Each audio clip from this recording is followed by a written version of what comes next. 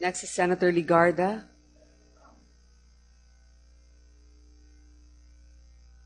Thank you, Madam Chair. Allow me first to state that we should not allow this conflict and this very unfortunate tragedy to escalate or to be misconstrued as a religious war, as some may try to imagine it to be or misunderstand it, and we should not and never worsen the already lingering tension between and among all sectors, whether you're PNP, the grieving families of the South, the military, Muslim or Christian.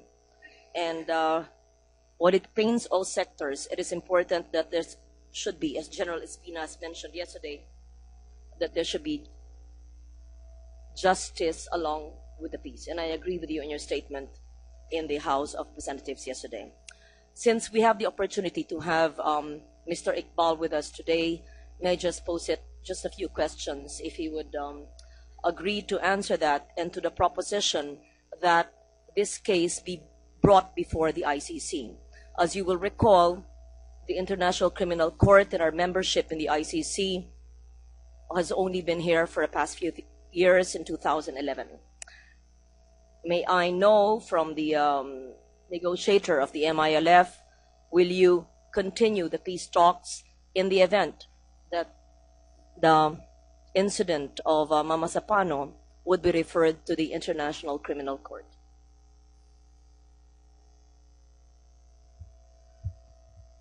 We have stated time and again that we need a fair, impartial, and independent investigation. Right now, we have another problem. It's about the problem of perception and speculation. Unless we can come up with a body that is perceived to be independent and impartial, then we cannot find the truth. I'm not saying that all those constituted bodies cannot be relied upon. I, for one, believe that they are very reliable, but it's about perception. For instance, like the investigation of the MILF, I am so sure that not everybody will believe that the findings of the MILF investigating team would be the real truth on the ground. So, if an independent, impartial, and an independent body will be the one that will investigate the incident, and after that, the findings would be released, then perhaps any appropriate action would be on the basis of that findings. Thank you for that. If you will recall, it took the Philippine government more than 15 years to gain its membership in its seat in the ICC in 2011. And perhaps, well, Secretary De Lima is no longer here. I wanted to ask her, with the very, very slow events unfolding in the Maguindanao massacre, would she consider perhaps, or would she agree that we try the path of the ICC and derive perhaps advantages from our membership in the ICC, which was only secured a few years ago?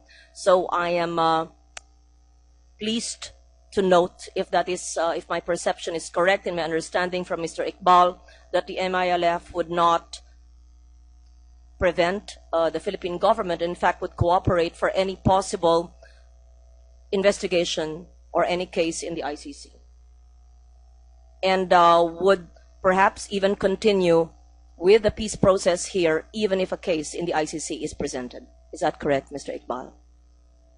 Yes, it's correct. Your Honor, if you permit me, I would share some information here. It's about finding the body that would be seen as independent, impartial, and fair in its finding. There is an idea which we do not want to bring it up because we do not want to be misconstrued, that we are doing something that is not that's not good for the government. It's about considering the United Nations to conduct the investigation. And I talked to one high official of the United Nations. He said that there is an invitation coming from the government, from the panels of the MILF and that of the government, and then the respective principals would agree, then they would consider the idea. Maraming salamat po, Mr. Iqbal. Now, let me just pursue what I asked last Tuesday, very briefly, Madam Chair, so I keep to my 5 minutes, is about the Intel operation, and I would like to address my question first to General Lapeñas and then to General Purisima, please. Your client is not here now. And 5 minutes. 5 minutes. So let me just go to PNP Chief, former PNP Chief Purisima. The Intel intelligence, the intelligence information that you have based your operations on is quite remarkable, having pinpointed after more than 8 years the designated place of Marwan. May I know if this intel information you received is from one of our local intel agencies, from the AFP, from the NICA, from the PNP, or was there any facilitation or input from a foreign intelligence source? Your Honor, I am not privy on how the information was obtained by the intelligence officer. I think the proper person to answer that question, Your Honor, is the Director of Intelligence Group. But you are familiar with Oplan Exodus and Oplan Wolverine and the other Oplans before, and you had received the intel packet, as you had said earlier, to Senator Santiago. So may I know who gave you the intel packet, when was it, and what did it contain? The intelligence, Your Honor, was given to me by Police Senior Superintendent Mendez, the Director of Intelligence Group, Your Honor. This was Oplan Exodus already. Yes, Your Honor, the specifics of the Oplan Exodus. At any time, did you seek clarification or assistance from a foreign intelligence group or a conduit to such? No, Your Honor, I did not seek any assistance or conduit with any foreign intelligence, Your Honor. Have you been the conduit between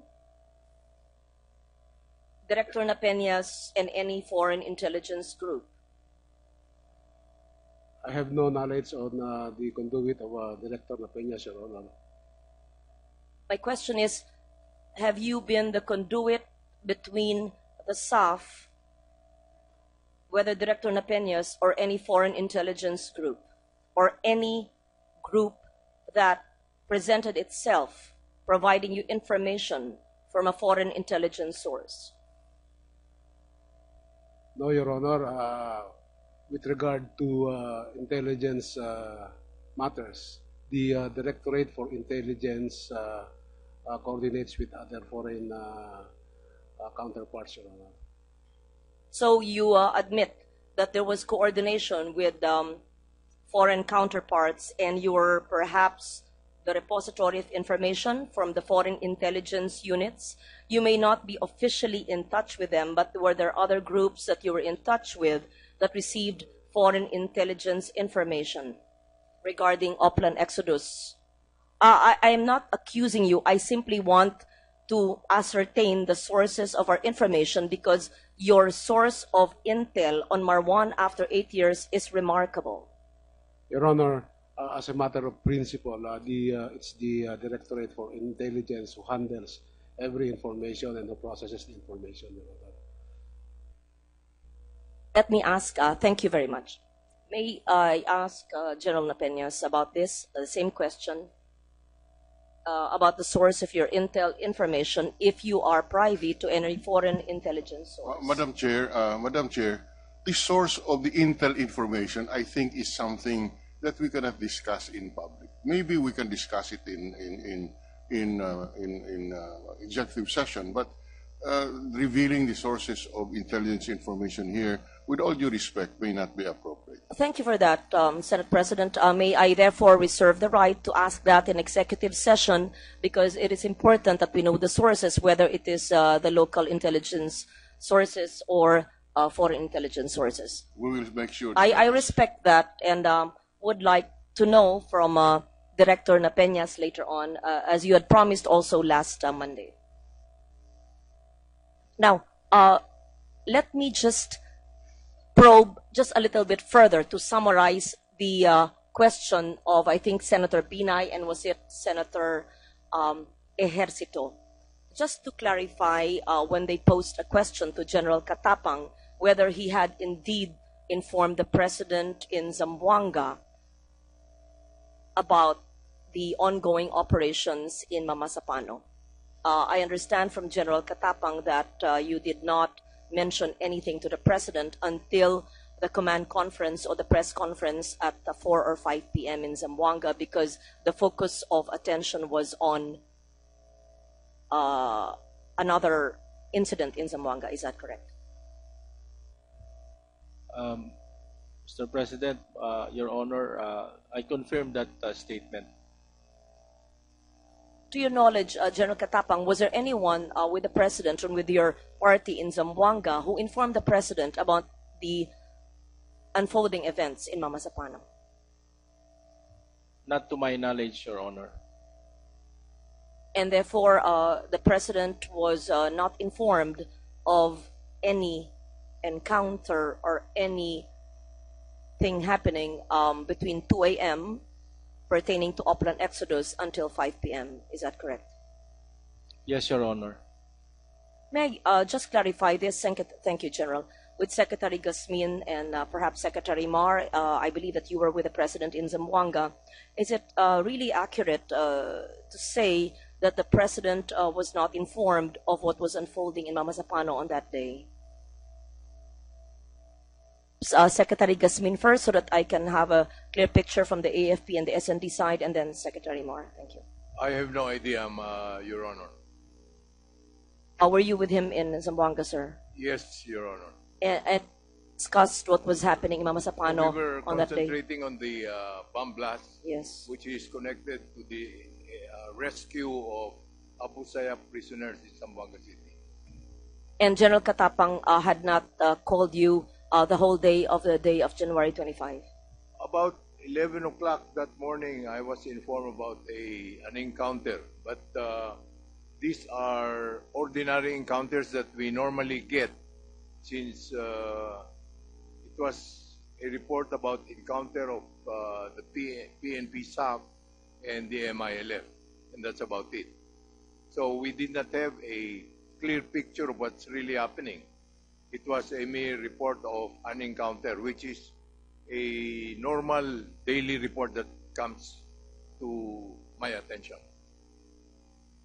I will end my question, Madam Chair, with the answer of Secretary Rojas, since he was also with the President, I believe, in Zamboanga on that day.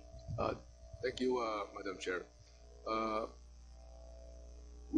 The purpose for the trip to Zamboanga was precisely because of this bombing and the continuing threat of the more than 50, I think it was like 52 or 56, I don't recall exactly, ASG detainees in the Zamboanga City Jail, for which there was an attempted breakout. These are the ASG that have been captured there and are detained in Zamboanga. They were able to smuggle in 345 with numerous rounds and so on and so forth. So the whole purpose of our trip there and our concentration was that. The bombing, in fact, was supposed to have been the signal for the jailbreak, except that it was discovered and thwarted. So in the course of the day, there are, just like what Secretary Bod said, there were reports of skirmish encounter, but neither of us knew that there was such an operation. So, and it was only later in the day when the picture started to emerge that this was a big operation. Now, at what time the president knew, I cannot say. I will leave it at that, and I will just perhaps ask my questions in the executive session. Thank you. Thank you, Senator Ligarda. The next on the list here is Senator Sani Angara. Thank you, Mr. Chairman, Mr. President. Magandang hapon ulit sa ating mga opisyal. Assalamualaikum sa ating mga kasama from Muslim Mindanao, kay Governor Hataman. Tanong ko na lang ho sa MILF ho. Nandito ho tayo lahat kanina nung nagpresent ho si Regional Governor Mujib Hataman. At Nakita ho ba ng, well, I'll address my questions first to the law enforcement officials. No? Kay Director Napeñas, tama ho ba yung presentation niya, yung visuals regarding kung saan nakalagay yung bahay ni Usman, yung bahay ni Marwan, at saka yung bahay nung namatayan? Doon sa parang sa field, bale, eto ho. Ganun din ba ho ang info ninyo? Yes sir, it's almost similar, but yung lugar talaga, apat na bahay actually yun sir. So ang distansya ho ng bahay ni Usman sa bahay ni Marwan was around 200 meters, oh? No sir, it's about 91 meters. 91 to 100 meters. 91 to 100 meters, oh? Yes sir. I guess gusto ko lang maintindihan ho kung bakit inuna ho si Marwan, bakit hindi ho sabay sa, is that because may naiwan ho na staff pagtawid ho ng ilog? Kasi I think someone testified na nauna yung 12 led by, well, never mind who led it, but bakit hindi ho simultaneous? Kasi, look, this is, of course, I understand it's easier. I'm not here, Mr. Chair, to lay blame or anything. I just want to understand what was the thinking, ano po yung pag-iisip going forward, pagpasok ko dun sa bahay ni Marwan, bakit hindi sinabay yung kay Usman? Kasi, syempre, logically, pagka pinasok mo si Marwan, ma-alerto, nagkaputukan, ma-alerto yung dun sa bahay naman ni Usman, which is exactly what happened, at nakalis siya dun sa kabilang direksyon. So yun ho ang tanong ko. The plan really, Your Honor, is to assault all 4 houses at the same time. However, hindi nga po nakatawid yung mas marami pa, 13 lang yung nakatawid. Then, una kasi na madadaanan from their approach na galing sa ilog, ang unang approach na madadaanan is yung bahay po ni Marwan, Your Honor. Hindi na nakaabot doon sa bahay ni Usman kasi 13 na lang sila. Binigyan na ng priority yung... Nag-judgment call na lang yung commander na pasukan na natin, baka makita tayo rito at hindi na, kesa mawala yung pareho, pinasok na lang yung... Ganun na nga, Your Honor, ang nangyari.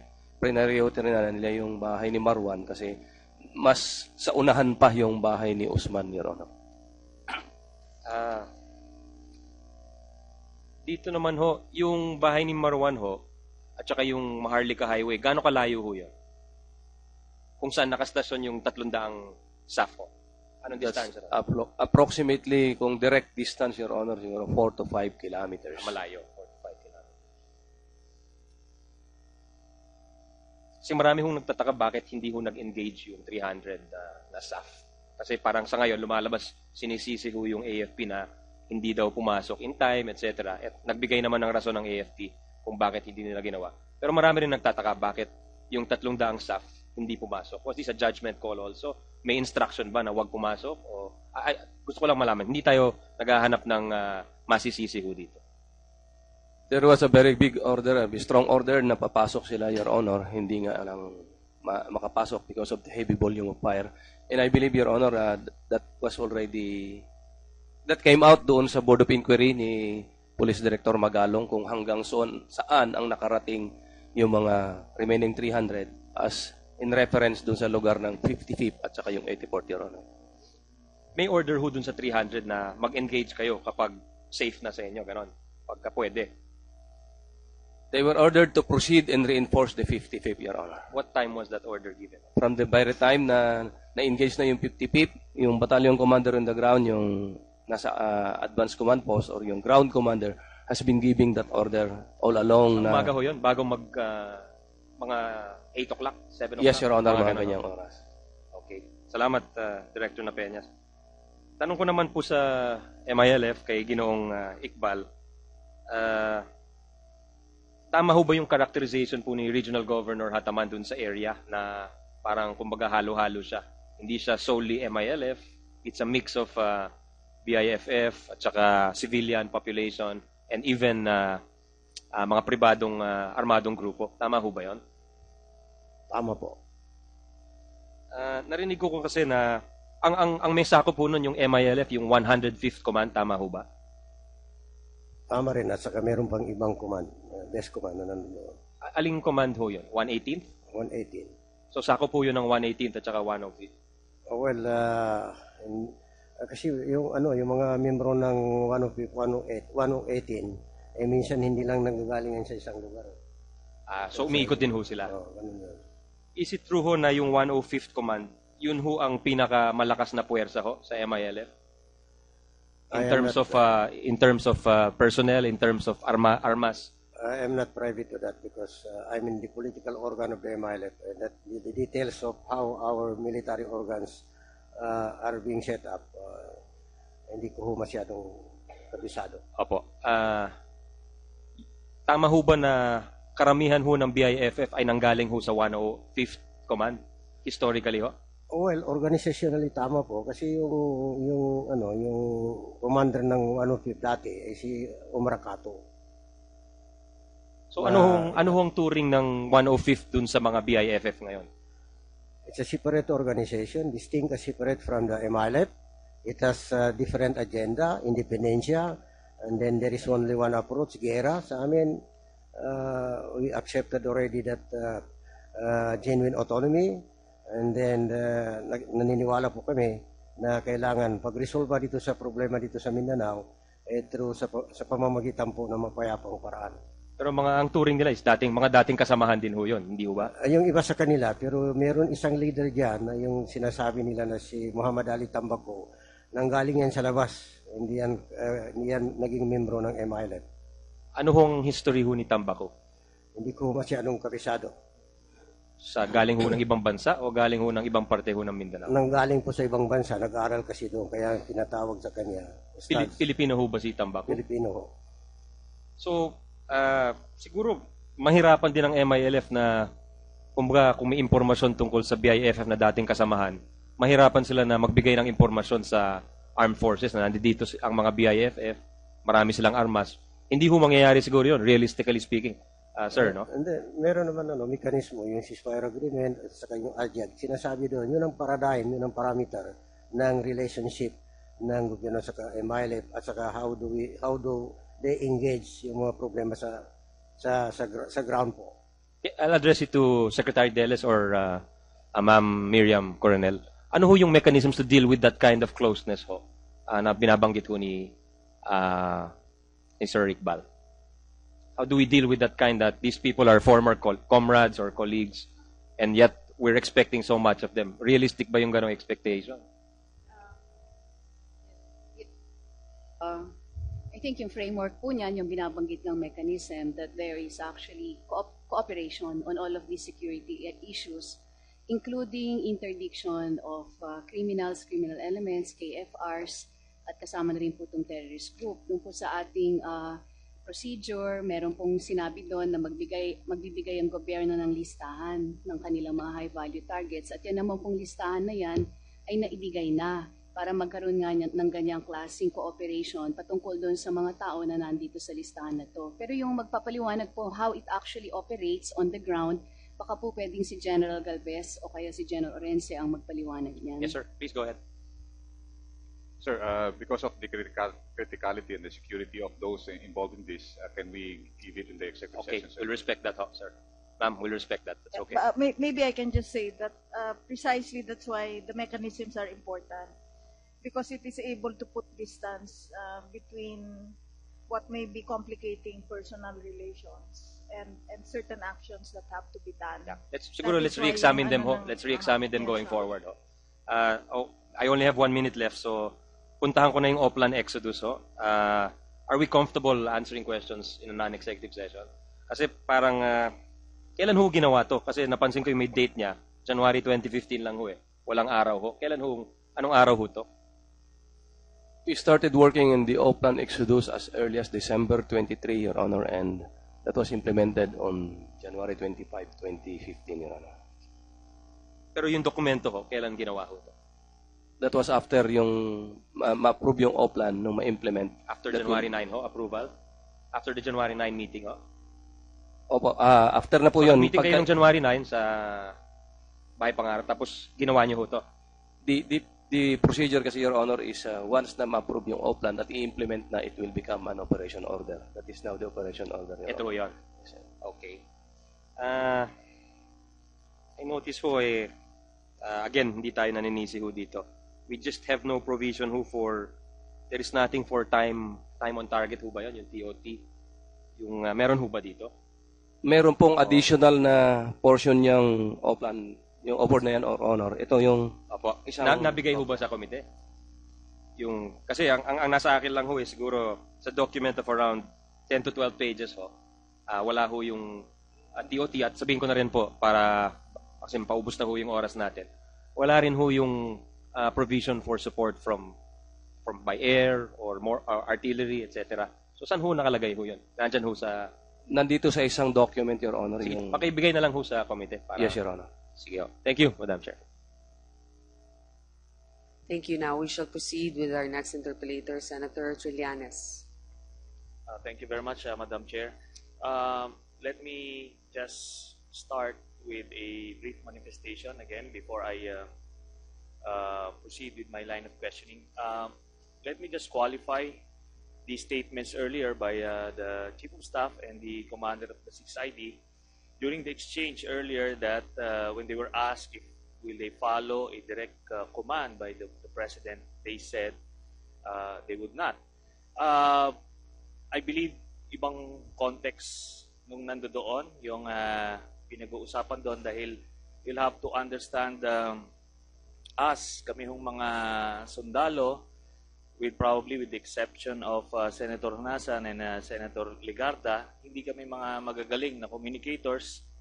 So, I believe ang ibig sabihin ni General Pangilinan then was kung inutusan siyang ng Presidente, kanyunin ang isang lugar, susundin pa rin niya yung doctrine. Hindi niya pwedeng i-shortcut. Na kung alam niyang may matatamaan na mga civilian doon, may matatamaan na friendly forces doon, hindi pa rin niya gagawin. I believe maliwanag din naman yan sa Commander-in-Chief. Kasi for example, today, sabihin ni Presidente Aquino dun sa Chief of Staff, kanyunin nyo itong Senado dahil masyado sila magulo. Hindi rin nila susundin yun. Okay? Which is precisely why we are electing presidents na alam din yung mga protocols ng military. At hindi nila i-breach yun just to assert their authority. So, maliwanag naman yon. Pagka lawful yung order, they will still have to follow certain doctrines. For example, the artillery fire support. Dahil, sabi ko nga the last time, this is a highly technical field.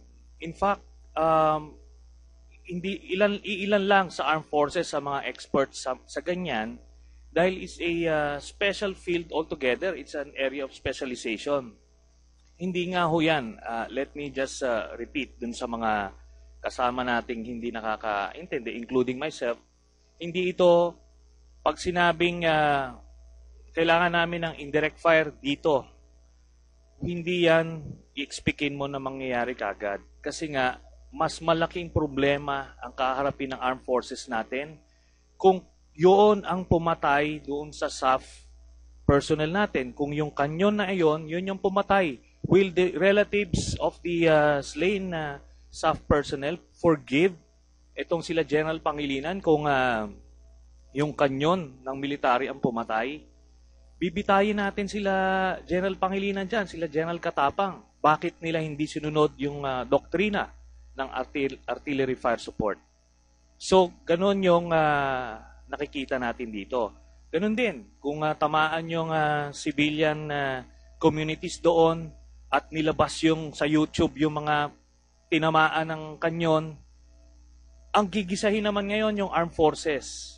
So, kaya very, very careful ang armed forces sa ganyan at meron ng protocols in place.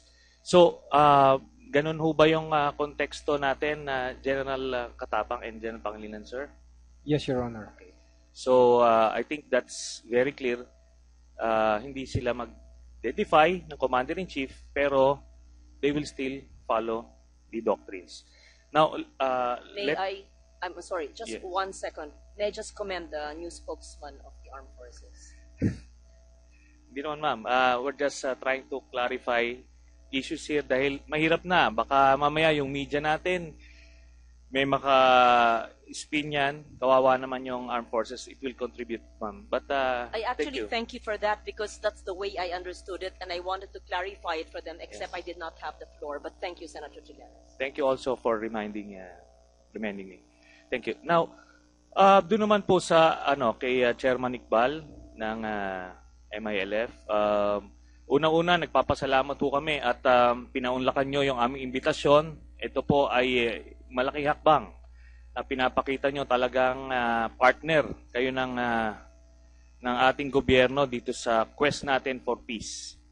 Ngayon, siguro pinag-uusapan yung video na masyadong nakapag-ignite ng passion sa ating mga kababayan.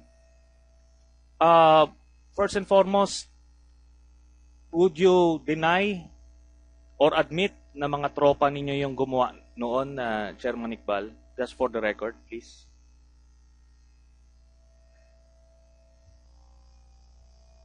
Mahirap na tanong po yan.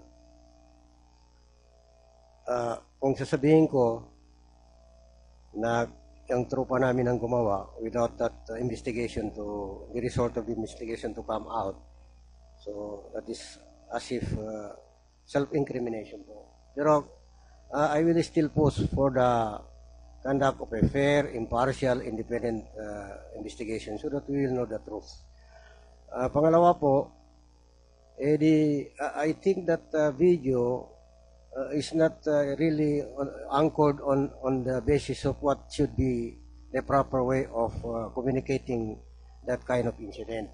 I'm referring to the authenticity ng dokumento yan. Kasi yan, nasa YouTube yan, hindi natin alam kung sino ang gumawa niyan. Baka gusto lang manira, I don't know what would be the motive. So, siguro, although naka-arouse yan ng emotion, and then outcry, halimbawa, ganyan, so importante rin, tingnan natin kung ano ba yan, authentic ba yan? Kasi with the advanced technology now, siguro mas madali pang gawin yan kaysa yung nakikita natin sa movies na halos virtual reality.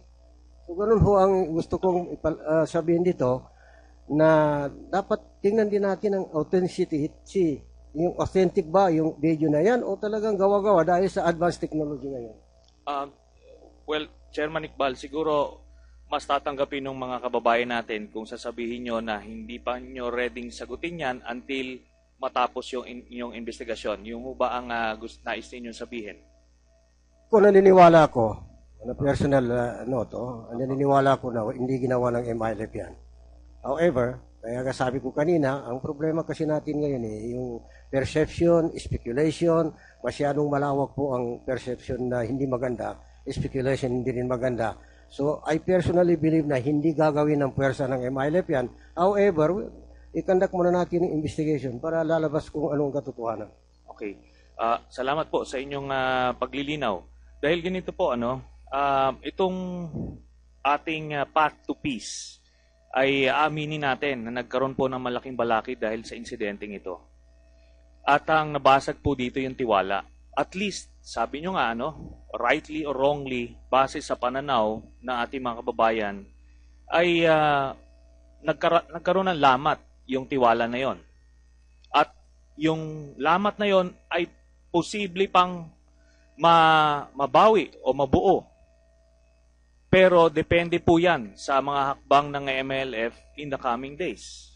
I don't know kung ano ho ang pwedeng mag-satisfy or mag-restore nung trust na yon, whether isoli nyo yung mga firearms or ibigay nyo yung mga salarin dito sa even yung sa mga gumawa ng video na yan, I really don't know. There are no guarantees. But right now, the passions are very high, emotions are running high, and I believe it would really help yung mga hakbang ninyo para ma-regain yung trust na yan.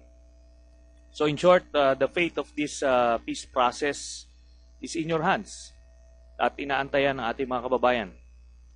Now, dito po sa kay General Napeñas,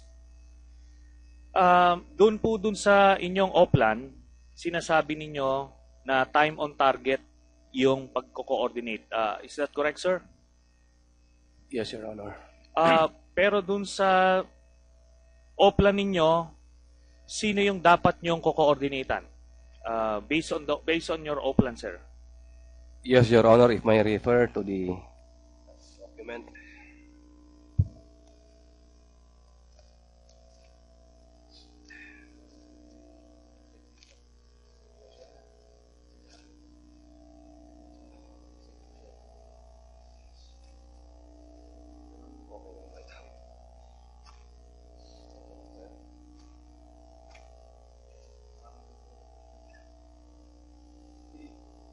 Your Honor, medyo mahaba po ito at may mga pangalan na involved sa operations. If we can just take this up doon sa... Sige, doon na lang sa just the units. Yung top first four. Yes, Your First Honor. four. Main effort at time on target. Opo, yung 6 Infantry Division po, Your Honor. 1st Mechanized Brigade, ADJAG, CCH. Okay. Yung first, yan lang po, ano? Opo. So, nakalagay rin dito yung CCCH and the ADJAG based dun sa inyong OPLAN ay dapat i-inform. Pero, based dun sa timeline na sinubmit ng Armed Forces, dalawa lang ang ininforman ninyo, sir. Itong 6ID and the 1st Mechanized Brigade.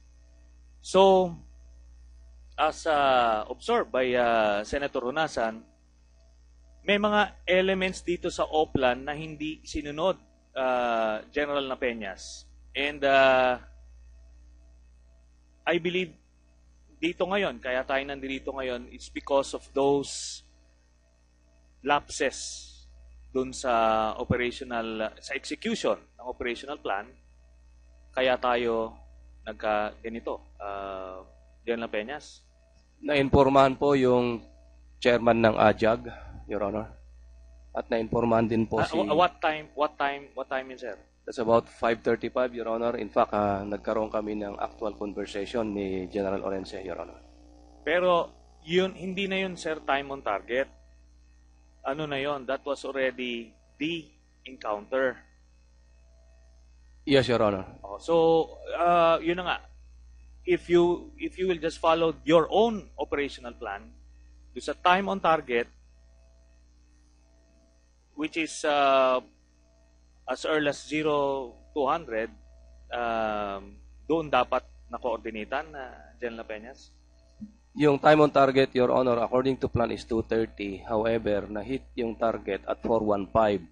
Pero na-informahan kami, hindi immediately na na-informahan kami because may delay dahil siyempre, Your Honor, nagbabakbakan. Then later, naka-inform yung men on the ground sa amin. And that's the time na nagtatatawag na ako dito sa mga dapat na informan dito sa task coordination table, Your Honor. Okay. Hindi ko na ipupursu yan, General Napeñas, but right now, would you admit na just looking back, meron ba kayong palagay ninyo may pagkukulang yung operational planning na inyong ginawa? Dahil dito sa after mission report na ginawa, tinitignan ko yung section on lessons learned, bakante. So, it's as if it was a perfect mission, but if it were, we wouldn't have this hearing. So, ngayon, tatanungin ko na lang kayo directly, sir, would you admit na itong operation plan ninyo ay nagkaroon ng pagkukulang?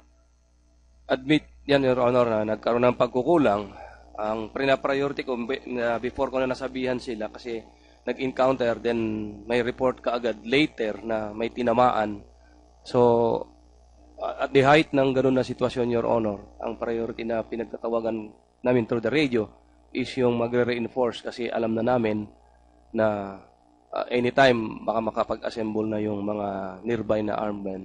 I admit that, Your Honor, na hindi ko na-informahan sila kaagad yung eksakto na time on target na 4:15, pero yung nga sinabi ko, hindi kaagad 4:15 na naipasa yung information na na-hit na yung target.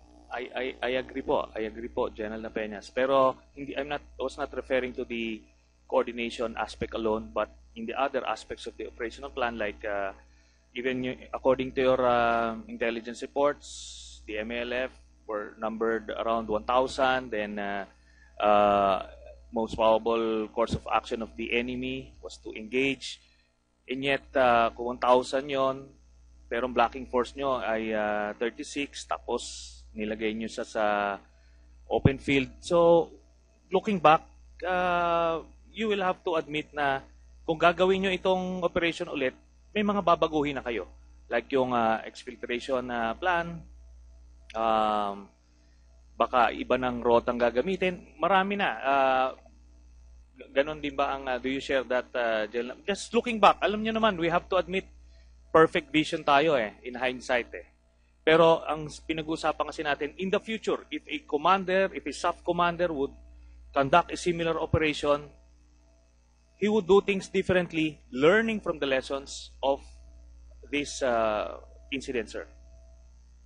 Your Honor, on the tactical level kasi po, nagbigay kami ng coordinates, yung sa planning, kasama naman yung tactical commanders, for them to occupy.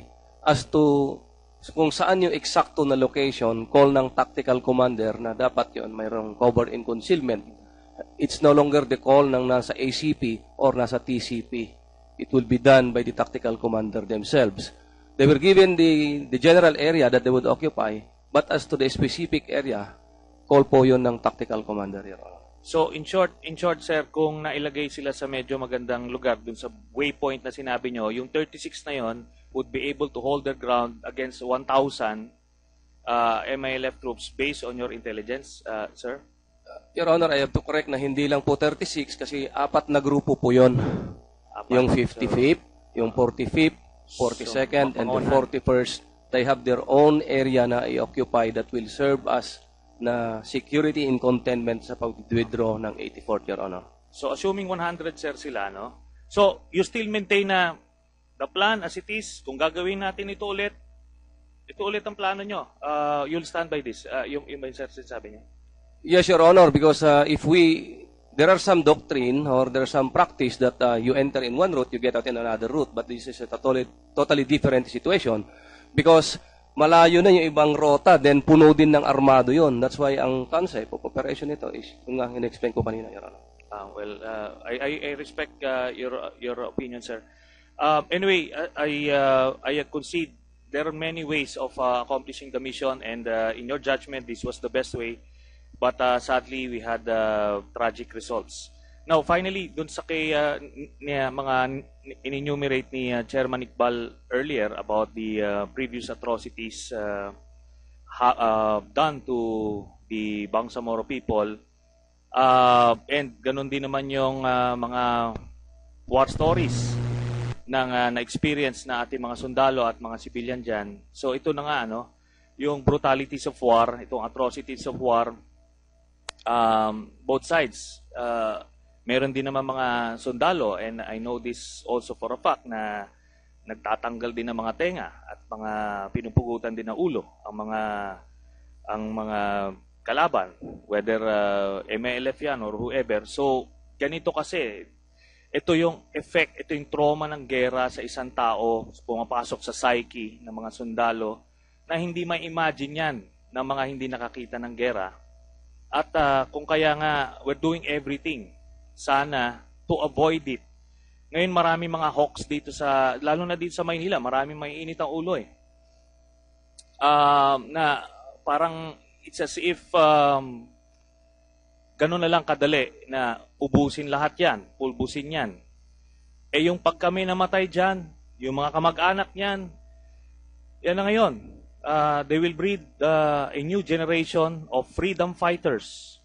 Ang tawag, one terrorist is in the eyes of another, it's a terrorist. In the eyes of another, it's a freedom fighter. Which is why crucial itong road to peace. Now, it's in the hands of our government and MLF panels. Ayusin natin ito, but we have to also consider the impact of this peace agreement dun sa ibang stakeholders. Dahil hindi ito basta one way lang. Baka pagka ang nasagasaan naman dito sa pursuit of peace natin with the MLF, masagasaan yung ibang stakeholders doon, sila naman ang mag-aalburuto and tuloy-tuloy na naman tayo rito. So that's all, Mr. Chairman. Thank you, Senator Trillanes. Senator Gingonas, a brief manifestation. Madam Chair, would like to request General Napeñas to submit or have you submitted the coordination matrix of the Oplan Exodus? At any rate, if you have not, please submit to the... Yes, we will submit, Your Honor. Thank you. Thank you, Senator Gingona. Before I close, I will just have a few clarificatory questions and also some requests. For Governor Hataman, I think he has left already, but if he's here, just to take note that we will ask for a report of any community building projects that they are doing for Mama Sapano, any aid for the civilians that are there, livelihood programs, or what the government is doing to help our countrymen in that area, because I think that if they're economically stable, they will be less likely to join rebel forces against the government. A few questions also. For the MILF, Sir, Ginong Iqbal, maraming salamat po muli sa inyong pagdalo ngayong araw. At sa lahat rin ng ating mga resource persons. Gusto ko lamang pong matanong, alam ko ito ay isang emosyonal na issue, nasabi din po ito ni Senator Cayetano kanina, Pia, pero pwede po bang malaman sa inyo, kung nag-umpisa na talaga kayo ng investigasyon, kung may ideya kayo, kailan maibabalik ang mga kagamitan ng ating mga pulis, at kung medyo natutuntun na rin po ninyo ang mga nakilahok sa paglalaban na ito, sapagkat hindi naman natin sasabihin na sila ay paparatangan kaagad ng parusa, pero dapat ay humarap din sila kung merong pagkakasala ditong war crimes o kung anuman sa korte. Naumpisahan na po ba ninyo at ano po yung deadline?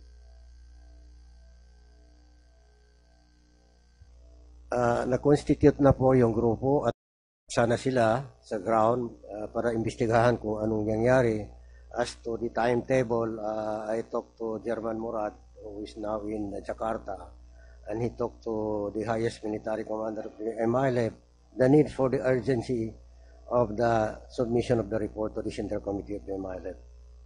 Pero ang isang katanungan ko rin po, alam mo, kayo nakikipag-usap sa gobyerno. Kayo yung mga leader, kayo yung may otoridad para dito sa inyong samahan. Pero tatanungin ko, meron ba kayong mga leader sa ground na nag-i-explika sa mga miyembro ninyo doon, sa mga tao ninyo, kung ano ang kasunduang pinapasok ninyo at kung anong kahalagahan nito para sa kanila? Meron ba kayong mga seminar na ganon para sa mga komunidad ninyo? Marami masyado po. Katunayan pa nga, yung sa Bangsamoro Transition Commission, kung saan ako'y namumuno, yung mga kasamahan ko, isang aggregation of non-government organizations had conducted 5 consultations na po. Maliban doon, yung mga committees po namin ay nagkakandak din ng consultation at saka yung mga iba't ibang grupo sa amin, ganun din po, nagkakandak din sila. Pero alam po ninyo, mahirap din po intindihin kung ano ba talaga itong naisusulat sa Bangsamoro Basic Law. Unang-una, ang ginamit dito na language, English. Kailangan pa yan i-translate sa local dialect para maintindihan nila. Pero hindi po ba habang nag-uusap kayo, may mga napapagdiskusyonan kayo, dapat kaagad-agad ang translation po niyan? Meron naman siguro po. Meron naman sa pamamagitan ng Center for Humanitarian Dialogue. Nag-translate po sila lahat ng dialect sa Mindanao, Maguindanao, Maranao, Tausug, sa kaibang dialect po. Pero hindi sapat. Sa inyo pong assessment, ilan po ba ang kabuuan ng MILF? Ilan pong miyembro ninyo? Yung lahat ng miyembro po? Opo. Kasi marami po yan. We are counting by hundreds of thousands. Kung yung mass membership, marami po throughout Mindanao, marami po. Oo nga po, pero syempre dapat may ideya po kayo kung mga ilan. 500,000 po ba? 200,000? Kung mas supporter at sa kanyang mga sympathizer, siguro hihigit pa. Hihigit pa sa numerong yan. Kasi ang importante po ay naaabot ninyo yan. Katulad yan, pag meron pong pakikipaglaban na ganyan at magkakaroon ng ceasefire, mahirap nga po pag meron na nag-umpisa ng pakikipaglaban. Pero dapat may mekanismo na pag tumawag ang central government sa inyo o kayo tumawag sa central government, kahit nasa gitna ng bakbakan ay pwedeng mapigilan. Ewan ko kung makakagawa kayo ng ganyan, pero dapat meron pong control sa ground. Alam niyo po na pag-usapan din ng mga senador, dahil hindi naman kami nagsasalita ng salita ninyo, para lang sa kaalaman ng publiko, ano pong ibig sabihin ng bangsa? It's an identity po. Identity. Entity? It- Yung identity. literal identity. So it does not translate to country or yung direct translation po ng bangsa. Well, in our dialect, we call it bangsa. In Tagalog, it is bansa. It is the same. So bansa sa Tagalog. Bansa, But Moro. it's more appropriately translated as identity. Opo. Gusto ko lang po kasi malinawan, dito na rin sa ating pag-uusap ngayong araw na ito, na kayo, ang inyong identity, ang inyong kultura ay Muslim, Moro, pero kayo ay naniniwala. At kayo ay nararamdaman ninyo na talagang dapat kayo ay kasapi ng isang bansa, hindi po ba? Yun po ang inaayos natin po, na ganun ho ang mangyari. So pagkaroon ng MILF na kasunduan na ganito, ng kapayapaan, mangunguna pa rin dito po sa inyo ang inyong panunumpa sa bansang Pilipinas. Pag naayos na po ang problema at saka na-implement po ang agreement, party kami ng Pilipinas, at saka nasa kasunduan naman na yung Bangsa Moro are citizens of the Republic of the Philippines. Alam niyo po, may salaysay kayo kanina ng pinagdaanan ng pakikipaglaban ng inyong grupo at ako'y nagsisimpataya nga po sa inyo. Meron nga pong isang mga nabitawang salita, bagamat sa pelikula. Sinabi, nung dumating ang mga Kastila, sabi ng mga Muslim, lumaban kami, umalis sila, naiwan kami rito. Dumating ang mga Amerikano, lumaban kami, umalis sila, naiwan pa kami rito. Ang kadugtong po niyan ay hanggang ngayon lumalaban pa rin kami. At alam ko ang hirap din ng pagkakaroon ng pakikipaglaban sa isang komunidad. Pero kahit naman sa mga pulis, alam ko ang hinahangad din ninyo ay kapayapaan. Dapat talaga lahat tayo ay magsama-sama dito. Kaya po, nararamdaman natin, sinabi rin ng iba, kung nagkabaliktad ang sitwasyon, at ang 10%, sabi ni Professor Clarita Carlos, kung nagbaliktad ang sitwasyon at ang 10% ay ang mga Kristiyano at ang 90% naman ng Muslim, syempre gusto rin natin na marinig ang boses natin. Yun lang naman, pero kailangan din natin ng hustisya para sa mga nasawi. Ginoong Iqbal, maraming salamat na hindi po ninyo hiningi ang executive session ngayong araw. At hanggat maaari ay pinakita ninyo sa ating mga kababayan na sa abot ng inyong makakaya ay tinanong ninyo at sinagot ninyo ang aming mga katanungan. Salamat din sa mga ibang dumalo ngayong araw na ito. Alam ko marami din kayong trabaho. Kaya po, minadali namin itong hearing na ito sa itong linggo para makabalik kayo sa inyong mga dapat gawin o dumaluman sa mga iba pang mga kailangan ninyong sagutin ng mga inquiry. So ngayong araw po na ito ay tatawagin ko na po na ang session na ito ay masuspend, pero tuloy-tuloy po ang aming pagdinig bilang executive session kasama ng mga ibang senador. Ang amin pong sa executive session at sa mga senador dito, kung pwede po ninyong idagdag kung sinong kailangan na nandun, pero yung 2 survivors po natin, ang mga kasama natin doon, at kung sino pa dito ang gusto ninyong i-request na isama sa executive session. Madam Chair, may we request while Chairman Iqbal is here that when they finish the investigation, they give us a copy and whoever investigated will be made available side by side with our Board of Inquiry. I just don't know, General Magalong, kung paano mo matatapos araw-araw na sa hearing ka rin namin at ng House, no? But maybe that would be very productive, that side by side yung findings ng Board of Inquiry at saka yung findings ng MILF para yung inconsistencies like today, sinabi ni Mr. Iqbal, hindi nila kinakadel si Marwan. Pero yesterday, sinabi nga ni General Napeñas sa House na kinakadel nga si Marwan. So let's have both results, Madam Chair. Then we can study it and ask our questions later on with your permission. Duly noted. I think that there was a senator that inquired about, Senator Recto, about U.S. involvement. Who can answer that in executive session? Somebody raised an executive session manifestation. Was it you, General Napeñas? Your Honor, yes, Your Honor, that's the matter about the finger. That was, that's the issue, Your Honor. And okay, so we will request you to stay behind unless you are called to another meeting. In the meantime, so it's just General Napeñas being requested for executive session today, plus the 2 other survivors. Again, thank you for your time and this session. Senator Soto. They will not be called together, no? In the executive session. No, I think you can take a break first, we can take General them Napeñas. We separately. will call first the first 2. We will not have them all together so that they can speak freely and candidly. Yes, because as far as I'm concerned,